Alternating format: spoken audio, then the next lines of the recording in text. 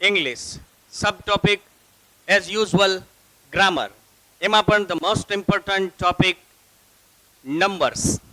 Number સંખ્યા. This topic is asked from standard 6 to standard 12. લગાતાર 5-6 ધોરણ સુધી 2 થી 3 માર્ક્સમાં પૂછાય છે. આપણે મેક્સિમમ ગ્રામર વ્યાકરણ ઉપર માઇન્ડ ફોકસ કરીશું જેથી કરીને આપણને જ્યારે પણ રિવાઇઝ થાય રિવિઝન થાય ત્યારે યુઝફુલ થાય. A new topic focus here number સંખ્યા. It is asked from standard 6 to 12. Singular last time આપણે શીખી ગયા. સિંગ્યુલર એટલે એક વચન. એક વચન એટલે એક હોય તે, એક હોય તે. પ્લુરલ એટલે બવ એટલે બહુવચન. બહુવચન એટલે મોર ધેન વન, એક કરતા વધારે. સ્પેશિયલ નોટ છે, નોંધ છે. સામાન્ય રીતે ગણી શકાય તેવા, જો ગણી શકાય તેવા. કાઉન્ટેબલ છે, નોન કાઉન્ટેબલ અનકાઉન્ટેબલ નથી, કાઉન્ટેબલ છે, ગણી શકાય તેવા. નામને અંતે એસ, SH, CH, O કે એક્સ હોય તો ES અને અન્યને અંતે S કે VS લાગે તેમ છતાં પણ જો આ નિયમ છે, સિદ્ધાંત નથી, આ રૂલ છે, પ્રિન્સિપલ નથી. નિયમો, ભાષામાં નિયમો લાગુ પડે છે જ્યારે સબ્જેક્ટ વિષયની અંદર મેથેમેટિક્સ અને સાયન્સ જેવા સબ્જેક્ટની અંદર પ્રિન્સિપલ એટલે કે સિદ્ધાંત લાગુ પડતા હોય છે. અહીંયા માત્ર નિયમ લાગુ પડતો હોય છે. ભાષામાં સિદ્ધાંત લાગુ નથી પડતા હોતા એટલે કહેવામાં આવે છે નિયમ.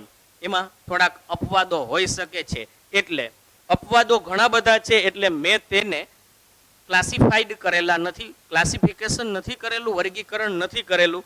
એના કેટલાક એક્ઝામ્પલ્સ જોઈએ. ઈજી એટલે એક્ઝામ્પલ ગ્રેસિયા. ઉદાહરણ તરીકે સિંગ્યુલર, પ્લુરલ, એક વચન, બહુવચન. તમે ઘેરે પણ લખી શકો છો જાતે. Keep a ball pen or pencil in your hand and be alert. સાવધાન રહો. Mango, mangoes. અન્ડરસ્ટેન્ડિંગ તમને આવી જ જતી હશે માત્ર ES લગાડવાથી, કારણ કે અહીંયા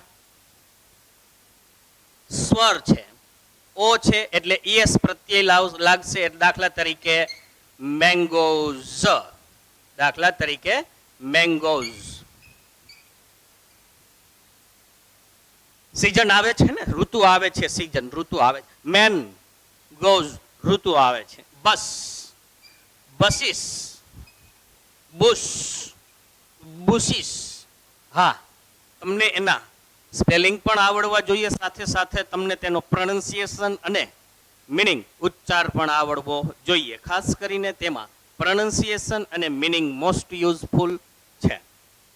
બુશીસ એટલે જાડી. Fox, foxes. Glass, glasses. Branch, branches. Bench, benches. Here આ બાજુ ધ્યાન કરશો. અહીંયા ફોકસ કરીએ. અહીંયા સ્ટોરી એનું બહુવચન થાય છે સ્ટોરીઝ. સર આમાં કેમ ES તો લાગ્યું જ, પણ કેમ સર આમાં IES લાગ્યું? આ I ક્યાંથી આવ્યો? હા, અહીંયા વાય છે. જુઓ, એ વાય છે, વાય નું I થઈ જાય અને પછી ES પ્રત્યય લાગશે. પાછળ જે પ્રત્યય લાગે એને ઇંગ્લિશમાં સફિક્સ કહેવાય અને આગળ જે પ્રત્યય લાગે એને ઇંગ્લિશમાં પ્રિફિક્સ કહેવાય. માઉસ ડિફિકલ્ટ છે. માઉસનું બહુવચન જોઈએ, માઇસ થાય છે. ડિફિકલ્ટ છે એટલે જ મેં વર્ગીકરણ કરેલું નથી. આમાં રૂલ્સ આવશે, પ્રિન્સિપલ નહીં આવે. Books, classes. ફિટ, ફૂટનું પ્લુરલ ફિટ થાય છે. Mind well, double E. Tooth, teeth. શીપનું બહુવચન શીપ જ થાય છે, એમાં કોઈ ફેરફાર થતું નથી. ડિયર, ડિયરનું બહુવચન પણ ડિયર જ થાય છે. ફિશના બે બહુવચન થાય છે. ફિશનું ફિશ પણ થાય અને ફિશીસ પણ થાય છે.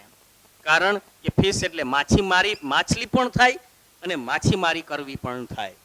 મેન, મેનનું બહુવચન થાય છે એમી, એન બહુવચન અહીંયા ઈ આવી જાય છે.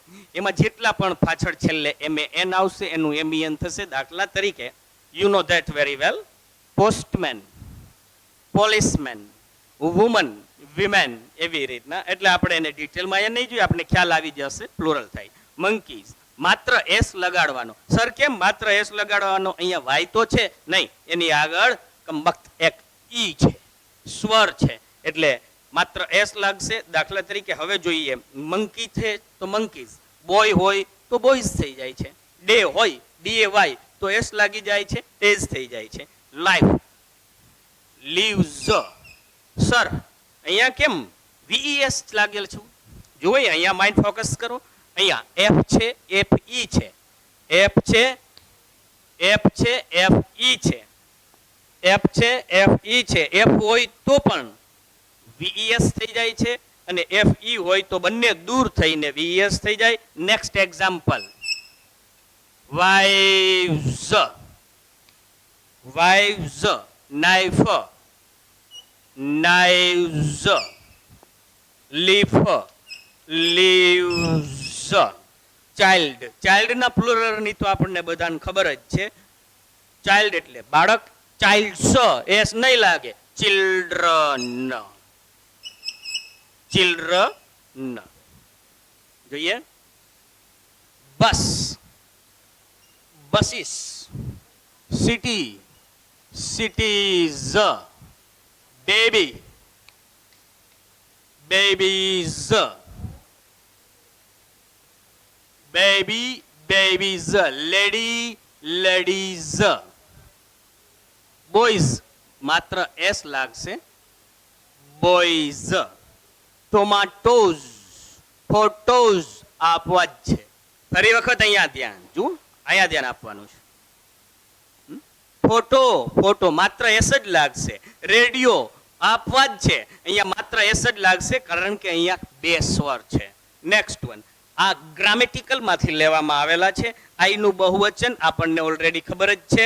આઈ નું બહુવચન થાય વી, મી નું બહુવચન થાય છે અસ, માય નું બહુવચન થાય છે અવર, માઇન નું બહુવચન થાય છે અવર્સ, માય સેલ્ફ નું બહુવચન થાય છે અવર સેલ્વ્સ, સેલ્ફ નું બહુવચન થાય છે સેલ્વ્સ. આનું પણ બહુવચન થાય છે સેલ્વ્સ. આ બહુવચન આપણે જોઈ રહ્યા છીએ, આ બહુવચન આપણે જોઈ રહ્યા છીએ. આ બધા આટલા જ ઇનફ નથી, હજુ પણ વધારે આવે છે, હજુ પણ વધારે બહુવચન આવે છે. હું તમને કેટલાક એક્ઝામ્પલ આપું છું. ગ્રામેટિકલી લઈએ તો આઈ નું બહુવચન આપેલું છે, એવી જ રીતના હીનું બહુવચન થાય ધે, હિમનું બહુવચન થાય ધેમ, સીનું બહુવચન ઈસી, ઈટનું બહુવચન ધે. થોડી વાર પછી હવે આપણે જોઈશું નેક્સ્ટ ટાઈમ આના વધારે કેટલાક એક્ઝામ્પલ્સ. Stay at home,